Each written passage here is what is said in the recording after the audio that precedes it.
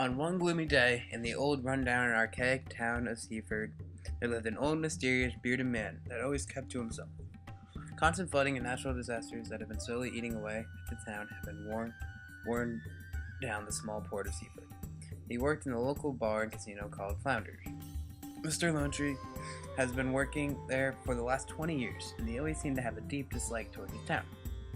Over his years of work, he didn't gain any new friends and went home to the same small and empty house every day. His old dilapidated house was located on the far end of town on a dead end. The trees were overgrown, the grass unkempt, and there was no one to be seen for miles. His old cabin had vines growing all over the exterior and shrubs covering the majority of the house. In fact, this cabin was so poorly kept, Mr. Lonetree often had to use a machete to open his front door. Despite the massive takeover of vines and shrubs on his house, when he cuts shrubs and vines, he is seen planting more back. Despite Mr. Lonetree's untraditional way of living, the town of Seaford liked to keep to their traditional roots of the fishing lifestyle and the occasional bar and casino night out. Most people in Seaford were of low middle class income, but there was a select few who were extremely wealthy. The famous George Chiellini was one of the most notable. He had all the shiny cars, owned all the big industries, and was living large. Mr. Lonetree, on his way to work, would pass by George Chiellini's prestigious mansion every day and wonder why one man would need all of that. After years of wondering, one day, Chiellini stops Lonetree and decides to talk to him. He offers Lonetree a new job at the factory with a much higher wage.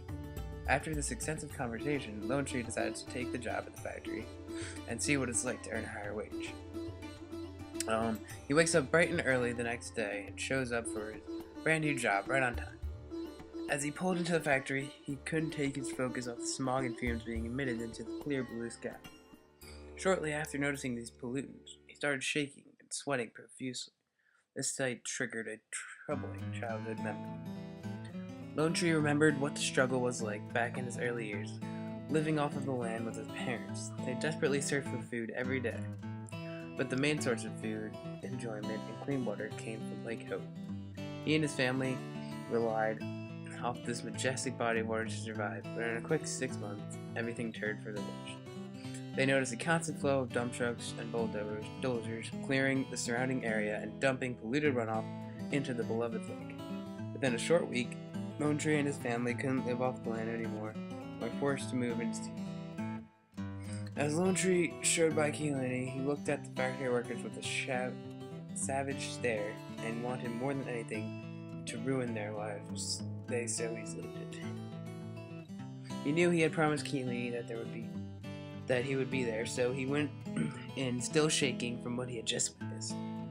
Sir Chiellini told him to relax and calm down, and kindly offered a tour of the colossal factory. The first part of the factory was the shredding drying station for the daily catch. Lonetree stopped and stared in disbelief. Again, he began trembling uncontrollably and perspiring profusely. Chiellini again told him to relax, and that is all part of the job. They continued with the tour, and Chiellini shows the slaughterhouse to Lonetree.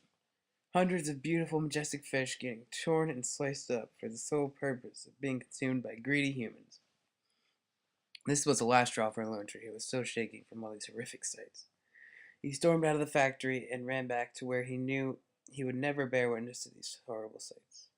Finally, he had reached his promised land, the forest. The pure smell of the trees and untouched outdoors had Lonetree in a daze. The crystal clear lake, the petite squirrels, and the roaming chipmunks had him feeling like a little kid in a candy store. Basking in the beauty of nature, Lonetree couldn't help but to pray to the gods and let out his true thoughts on humanity. He preached about the wrongness of pollution and the destruction of the forest, and bellowed, "When will nature be at peace?" In that very moment, that was the end of Mr. Lonetree. Feeling so overwhelmed, so confused about the world, he finally laid in peace where he belonged the most, nature.